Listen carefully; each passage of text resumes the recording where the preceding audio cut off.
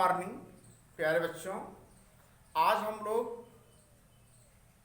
कक्षा 10 biology life process second respiration का part 2 topic अध्ययन करेंगे।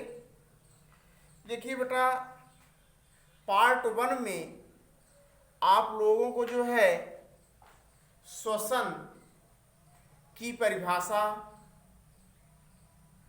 और श्वसन से संबंधित रासायनिक समीकरण, श्वसन के प्रकार और उनके उदाहरण आप लोगों को जो है पढ़ा दिया गया था। अब उसी टॉपिक का एक भाग है जिसका नाम हम आप लोग बता सकते हैं लैक्टिक अम्ल किण्वन। किण्वन की भी चर्चा कल हुई थी। किण्वन किसे कहते हैं यह आप लोगों को कल बताया गया था। बेटा यही बताया गया था, सूक्ष्म जीवों की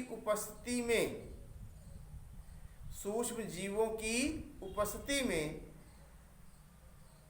जटिल कार्बनिक यौगिकों का सरल कार्बनिक यौगिकों में बदलना ही क्या कहलाता है? किण्वन कहलाता है।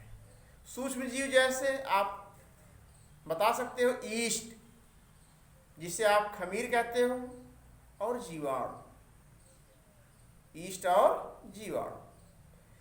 इसमें यह बताया गया था आप लोगों को जो हेक्सोज शर्कराएं होती हैं या जो ग्लूकोज होता है, इस ग्लूकोज से आप जो है बना सकते हो किण्वन द्वारा एथिल एल्कोहल बना सकते हो। इसके बाद जो है अगला टॉपिक पढ़ रहे थे लैक्टिक अम्ल किण्वन। तो लैक्टिक अम्ल आप जानते हैं यह दूध में पाया जाने वाला एक प्रकार का अम्ल है, जिसके कारण जो है दूध खट्टा हो जाता है। और दूध खट्टा होता है, आप बता सकते हैं किस जीवाणु की उपस्थिति में? उसका नाम आप बता सकते हैं बेटा लैक्टिक एसिडी नामक जीवाणुओं द्वारा दूध शर्कराएं जो होती हैं लैक्टिक अम्ल में क्या होती हैं? कन्वर्ट हो जाती हैं। और जब लैक्टिक अम्ल में कन्वर्ट हो जाती हैं, इसी लैक्टिक अम्ल की उपस्थिति के कारण जो दुग्ध होता है वह बेटा क्या होता है? खट्टा होता है। दूध क्या होता है? खट्टा होता है। ठीक, तो आप यहाँ बता सकते हैं किण्वन में लैक्टिक अम्ल किण्वन। तो सीधे सीधे आपको बताना है दुग्ध की शर्कराओं में उपस्थित लैक्टिक एसिड या दुग्ध शर्कराएं, आप बताएंगे दुग्ध शर्कराएं लैक्टिक एसिडी जीवाणुओं द्वारा लैक्टिक अम्ल में बदल जाती हैं। जो लैक्टिक अम्ल होता है इसी के कारण दूध जो होता है बेटा खट्टा होता है। दूध क्या होता है? खट्टा होता है। और जब दूध खट्टा होता है, इस लैक्टिक अम्ल का जो किण्वन है आप जो है इसे निम्न प्रकार जो है समझ सकते हो। और यह जो क्रिया है आप बेटा बताएंगे 2 चरणों में क्या होती है? संपन्न होती हैं। कितने चरणों में? 2 चरणों में। पहले चरण में आप लोग ये बता सकते हैं जब ग्लूकोज का जल अपघटन होगा। ग्लूकोज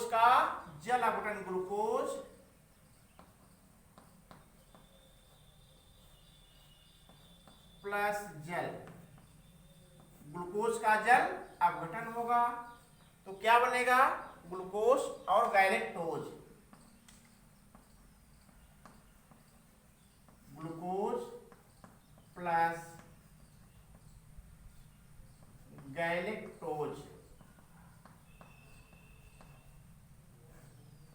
यह बनता है। इसके बाद सेकंड स्टेप में आप लोग देखेंगे जो ग्लूकोज होता है इसका कोशाद्रव्य में जब विघटन होता है तो पायरुविक अम्ल बनाता है। और जो पायरुविक अम्ल का ऑक्सीजन के अभाव में जब इसका जो है बेटा पेशी कोशिकाओं में अपघटन होता है तो हमें आपको क्या मिलता है बेटा, लैक्टिक अम्ल बनता है।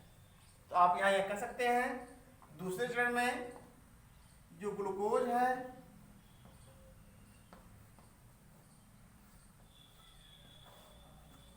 ग्लूकोज जिसे आप लिख सकते हो C6H12O6 कह सकते हो, यह ग्लूकोज का सूत्र हो गया। अब यह चेंज होता है कोशिका द्रव्य में, मतलब कोसा द्रव्य में या कोशिका द्रव्य में, कोसा द्रव्य में जब इसका क्या होगा बेटा, विघटन होगा तो क्या बनाएगा C3H6O3, जिसे हम आप लोग कह सकते हैं बेटा पायरुविक अम्ल।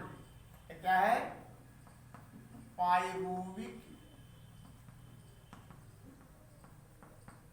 अम्ल है। अब इस पायरुविक अम्ल का फिर जैसे विघटन होगा, ऑक्सीजन का अभाव आप बताइए यहाँ पर, ऑक्सीजन का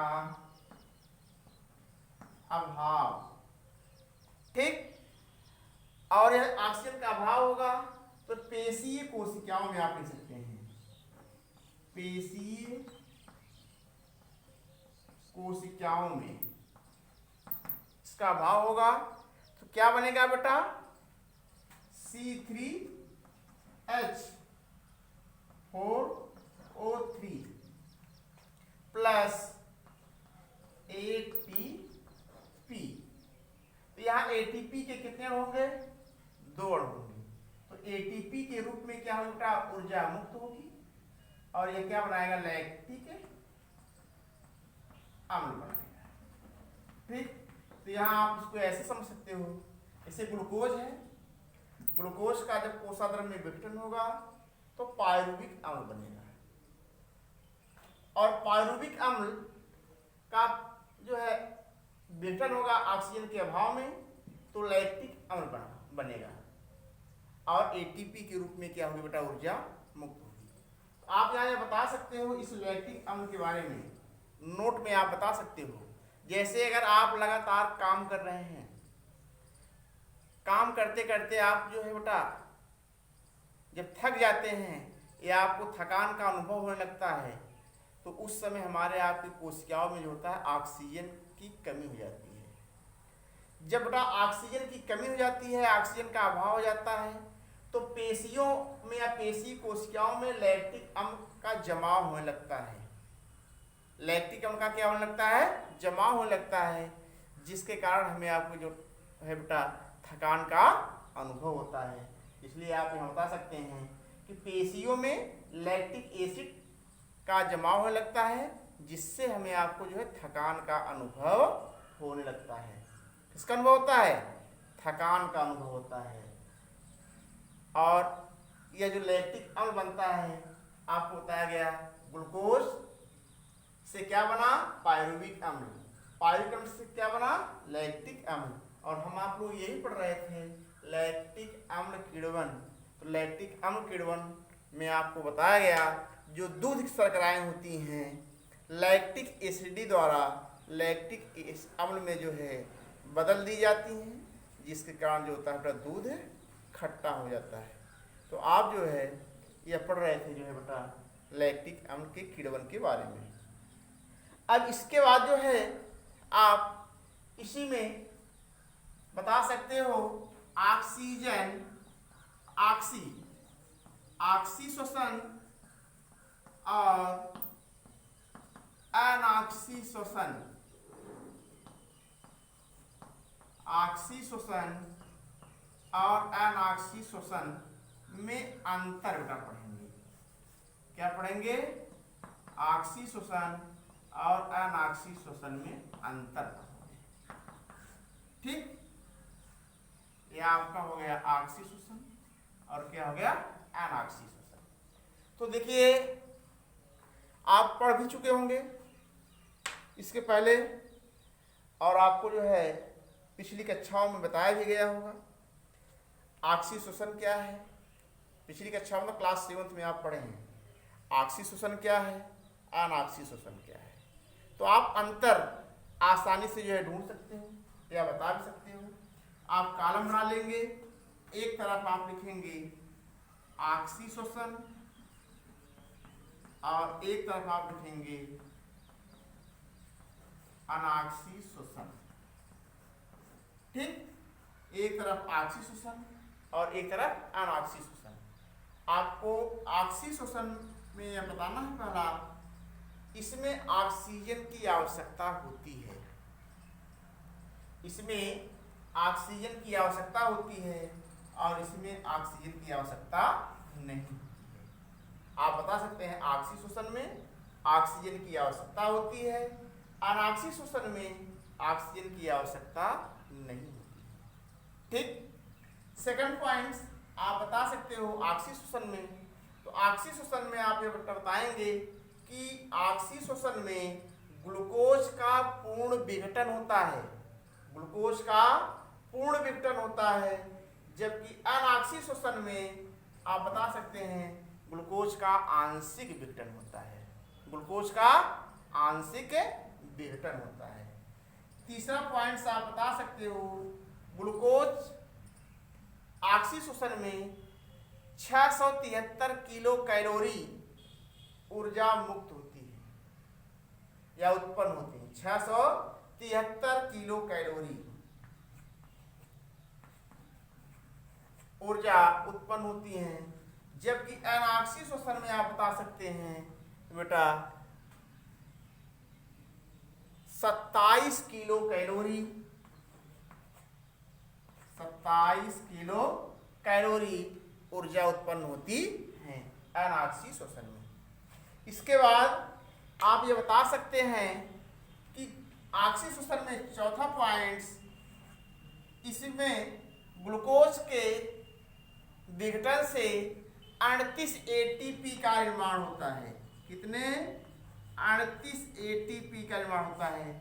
यह जो एटीपी है ऊर्जा के रूप में क्या होता है बेटा, संचित हो जाता है या निर्मित ऊर्जा, निर्मित ऊर्जा। और आप ये बता सकते हैं अनऑक्सी शोषण में चौथा पॉइंट, इसमें 2 एटीपी का निर्माण होता है। कितने? 2 एटीपी का निर्माण होता है।